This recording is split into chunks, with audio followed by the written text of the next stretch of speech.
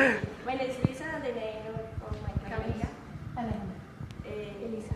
So we have an interview for you and your questions. Okay. Yeah. The first question is: it's easy for you to express your views to others? Here in Bogota, no. No.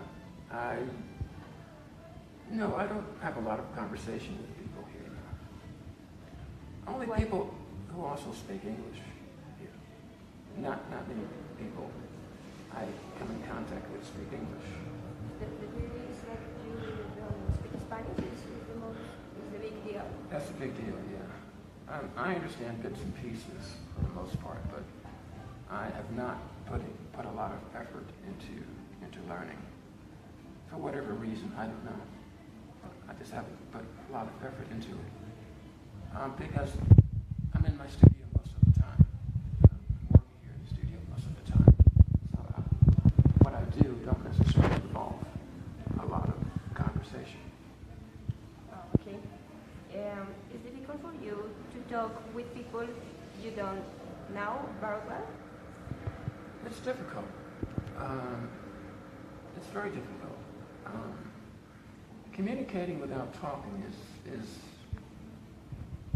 understanding bits and pieces of the general context that you're in. So I can understand things without necessarily understanding all the words. I know what people generally mean, but I don't understand the words themselves. Maybe a word here and there is sometimes enough for me to understand generally what people are talking about, but not extensive conversation. No. Okay, I see. It's difficult to accept a constructor quiz from others? Is it difficult to accept constructive criticism? Yeah, You mean about language? Yeah, I think. I haven't had much criticism. Yeah, I think that is the same with us. Yeah, I mean, people, once in a while, people will correct me, but I don't know enough to be corrected, really. Yeah. So I would probably would be okay with me. Eventually, it will get to the point where people will start correcting me. The more I know, the more I learn, the more people will probably start correcting me. I think, if I ask for it, or if I know them well enough, I guess. That's difficult. That the other class, so difficult. Yeah. When someone has hurt your feelings, do you discuss it with that person? No. No? Yes.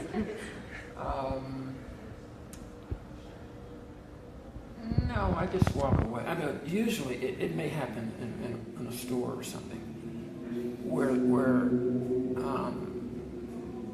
I don't understand what they're saying, and they get a little frustrated.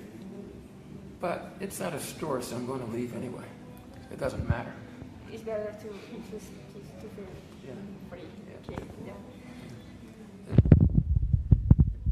It's frustrating a little bit because everyone doesn't have the same amount of patience. Yeah. Some people, especially if it's a supermarket or something, and people are in line behind you and you're waiting. The person who's waiting on you is tired. They're at the end of the day. They don't want to deal with someone who doesn't speak the language. Stores and the transportation as well. I don't. The transportation. I take Uber. Okay. You're polite. Okay. Well, for one reason, I think the buses are too small for me. Yeah. Okay. Yes. That's the reason. And I wouldn't know where I was going on a bus. I could find out, but it's just so much easier to take Uber. Yes. I agree with you. Do you find it difficult to think clearly when you are angry with someone? I don't get angry. I never get angry. No, that's an interesting question because I have a very smooth, even personality. I don't get angry with people, so I don't. I have no problem with people. Not really, no. Do you fight to disagree with others because you are afraid they will get angry? When I've been in places where people were speaking English and Spanish, well, they generally weren't speaking to me, but they were expressing opinions about art. And I disagree, but I don't know enough of the language to have an argument with someone about a specific subject. I can't have an argument. If I'm talking about art, the language is probably so complex that it would be difficult to have an argument with them in a rational or intelligent way, because it's a very specific kind of language that I don't know. Even though it might be a group conversation and someone says something that I disagree with, there's not much I can do about it because I can't say I disagree with you. I could say that, but then I couldn't present the language. If I knew enough about the language, I could argue with it. I don't. Are you aware of how your tone of voice may affect others? Am I aware? Yes, that's true. But it also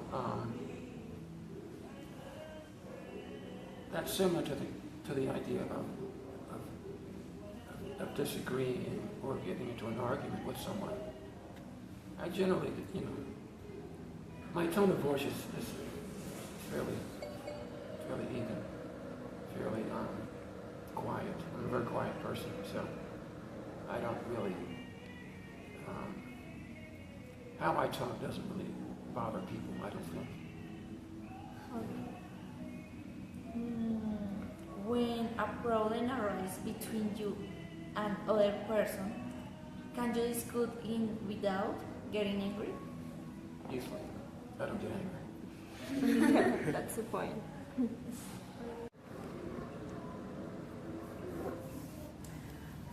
Does it upset you a great deal when someone disagrees with you? No, but it's hard to disagree in another language, though, if I don't understand the language. So I'm not saying if it would be better if I understood more Spanish.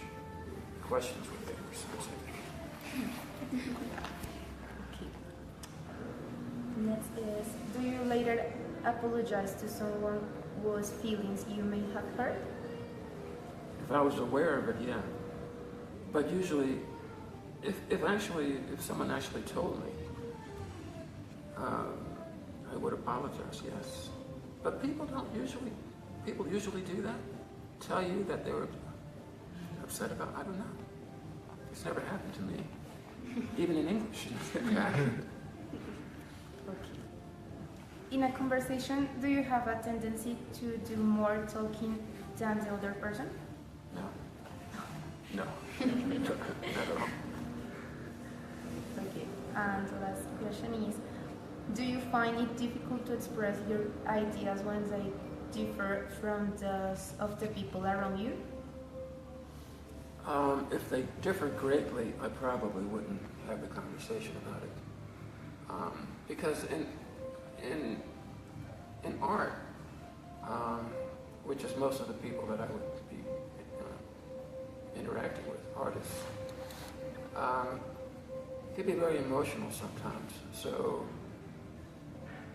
I disagree with people a lot in terms of what they do and the kind of work they do and what they feel is important in art. So I generally just don't get into those conversations because it would be difficult to express myself in a clear way in something as complex as aesthetics. It would be very difficult, I think. So I generally don't have those conversations that would present an argument. I generally don't get into those kind of conversations. Okay, thank you. Do you ever ask the other person to tell you how she or he feels about a point you are trying to make? Oh.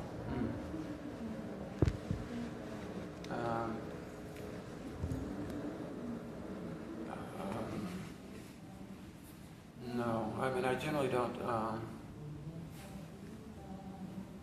It doesn't get to that point where it becomes difficult or becomes. It just doesn't get language or conversations don't get that involved for me here. It really can't without understanding the language. It can't get that complicated. Not really. And do you refrain from saying something that will only hurt others or make matters worse? I do refrain, yes. In any language, I would refrain. I don't. No, I don't. If I think something's going to go toward an argument or disagreement, I generally won't go there.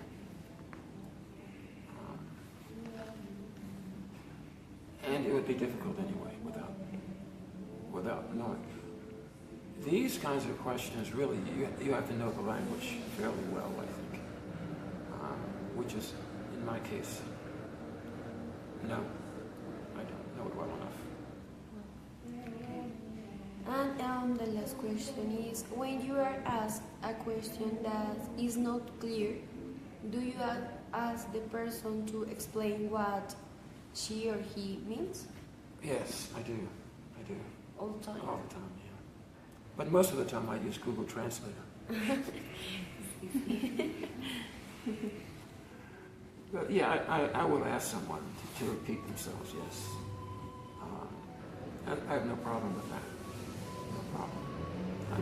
I don't think they have a problem either. So I would have no problem asking someone to be clear about what they're saying. Thank you. That's it, Char. Thank you for everything. Okay. Our questions. And I think that's all. Thank you. Very nice. Very nice. Conversation I have not had since I've been here, so that's good. Yeah, and this place is amazing. Yeah. No, this is great. Yes. Yes, great. Yes, congratulations.